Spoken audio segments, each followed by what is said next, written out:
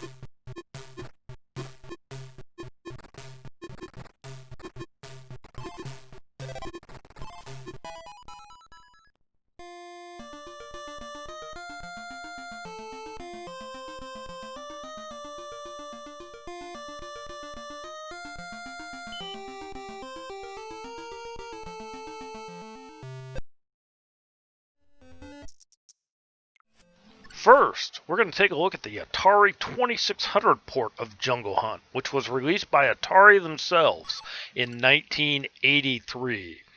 Really, this is a commendable effort for the 2600. Unlike previous 2600 titles that removed levels on multi-level games, I give Atari credit for including all 4 levels with some minor modifications. The hill boulder level is flat, and the final cannibal level has been spread over multiple screens. It is a complete attempt at the original arcade game, however, which is something we don't see a whole lot from 2600 titles. Graphically, it lacks a lot of details, but there is an attempt to duplicate the parallax scrolling from the original. Parallax scrolling is an attempt to give a scene more depth by moving background images more slowly than the foreground images. It's not a great attempt on this port, but it is an attempt. The sound's typical Atari 2600 fare, and it's pretty much dull and lifeless. The hit detection on the crocodile level is bad, real bad. But having said all that, this is a pretty good port for the platform. Have a look.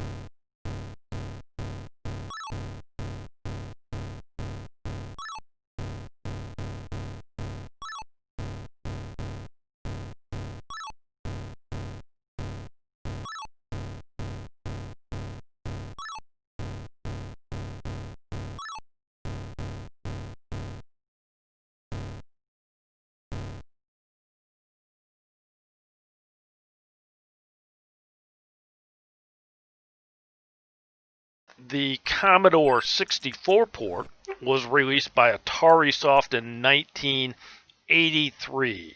Graphically, it looks okay, particularly the river crocodile level, which actually looks amazing for the platform. Other than that, I mean, this one just falls a bit flat. The sound effects and music are pretty poor by Commodore 64 standards. It doesn't play real smoothly, feels bogged down and slow. Not a real good port for the Commodore 64. Have a look at Atari Soft's lackluster attempt at a Jungle Hunt port for the Commodore 64.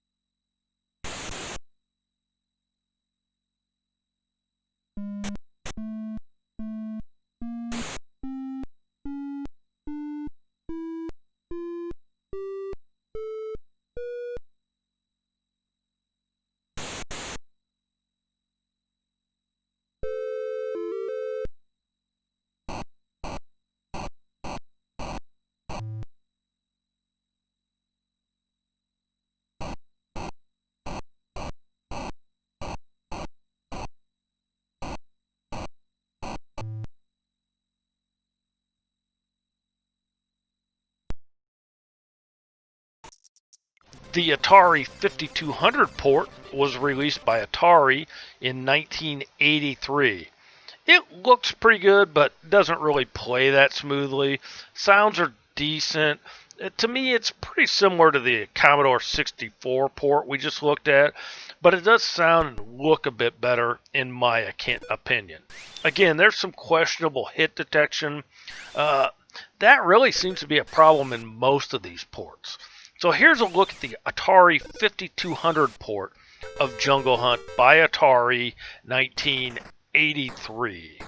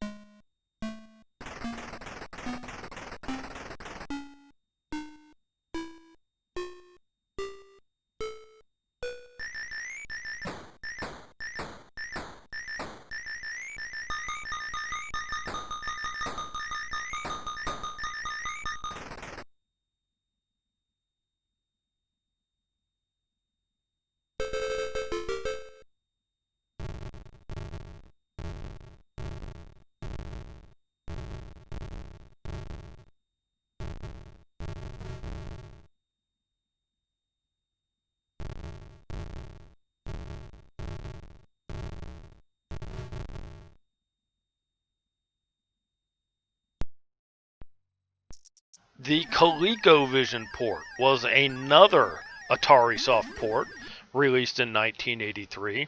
This is probably the best looking port we've seen so far. Might be the best looking port we see overall. It's pretty darn good. It sounds pretty good. It does omit the background music except during scene changes, which isn't necessarily a bad thing. The music kind of gets annoying after a while. This is obviously the best port we've seen so far. Pretty good effort for the ColecoVision. The Atari Soft port of Jungle Hunt for the ColecoVision, 1983.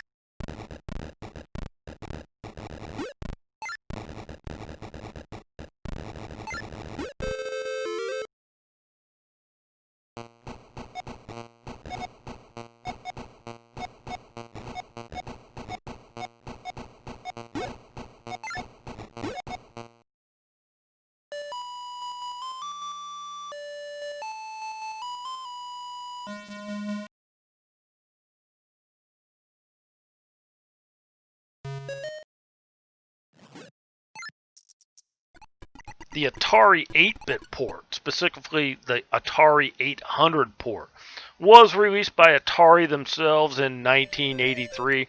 Doesn't look or sound too bad once you get past the fact that the Explorer basically has no face. I took me a minute to catch on to that, and then once I caught on to it, I can't quit looking at it.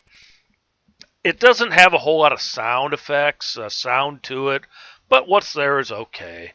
Again, questionable hit detection comes into play, but overall, despite the faceless Explorer, this is a decent effort for the Atari 800.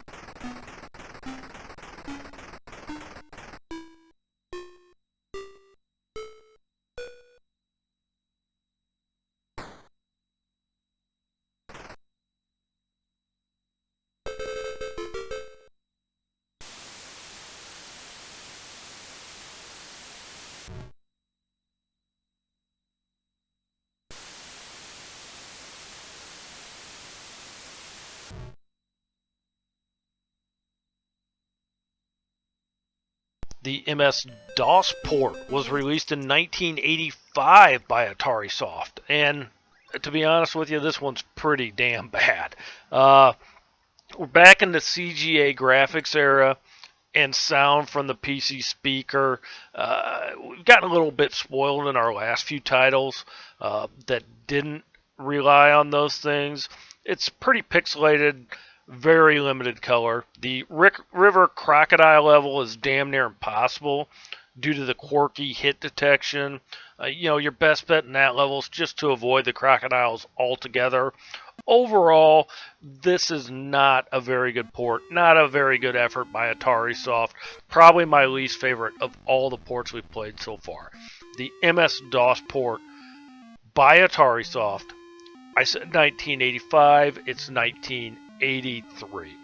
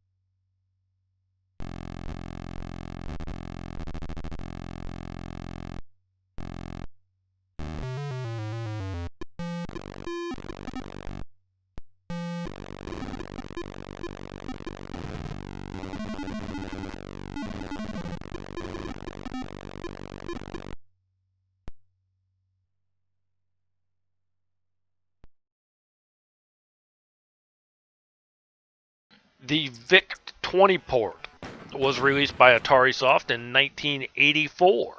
Graphics are pretty crude. They're blocky, pixelated, just not real detailed.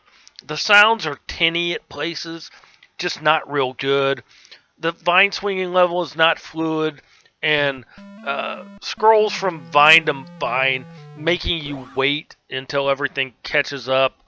It's hard to explain, but you'll see it once we play the game. You'll jump on a vine, and then you gotta wait for the screen to scroll and stop before you can jump on the next one. For the VIC-20, it's actually a pretty decent effort. Of all the ports we'll look at, it's not real good. It definitely looks like Jungle Hunt, even if it falls a bit flat in the graphics, sound, and gameplay.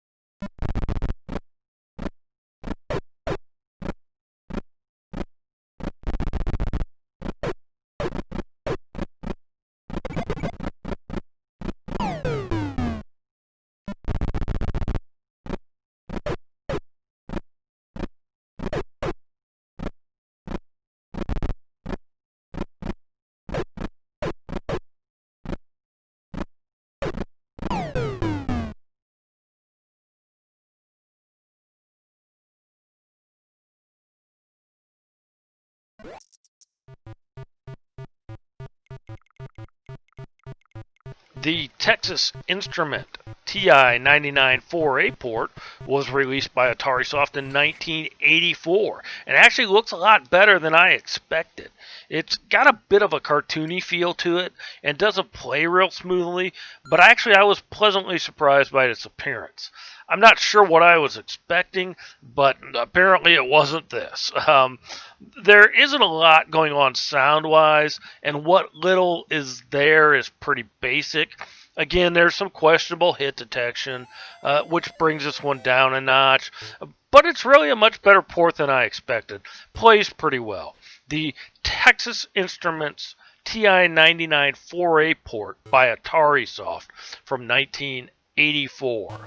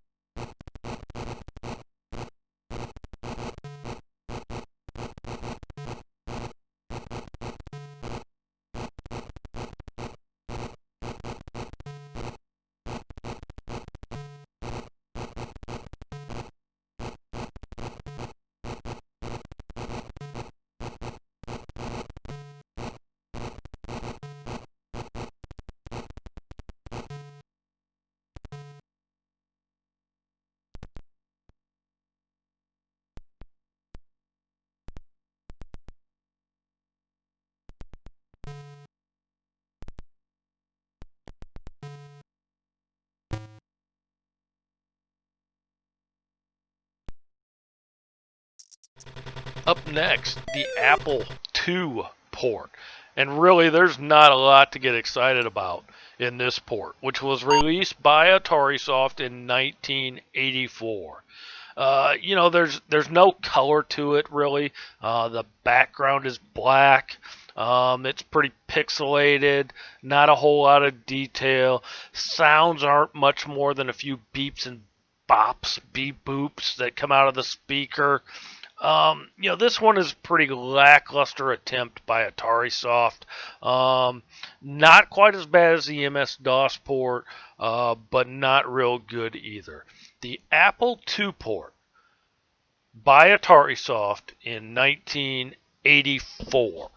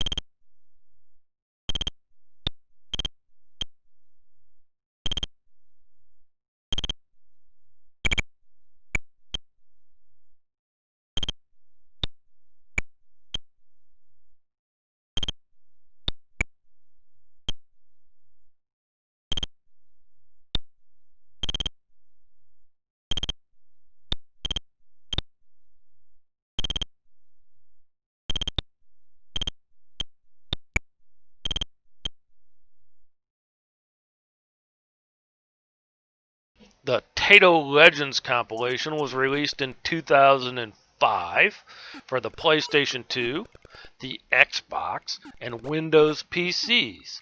It includes 29 classic Taito games, Jungle Hunt being one of them.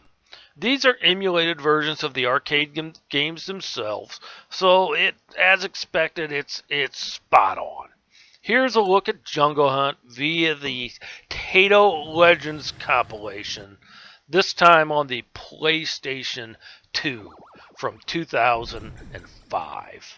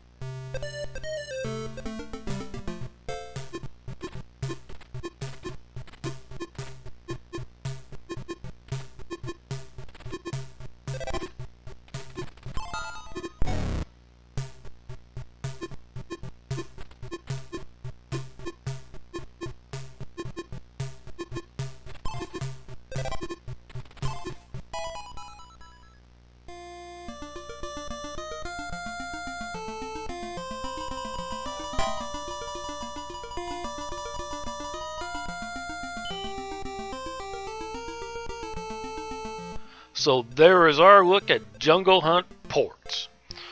Clones were available for a number of systems, most notably a title called Jungle Boy for the Atari ST and the Amiga, which was released in 1991 by Byteback.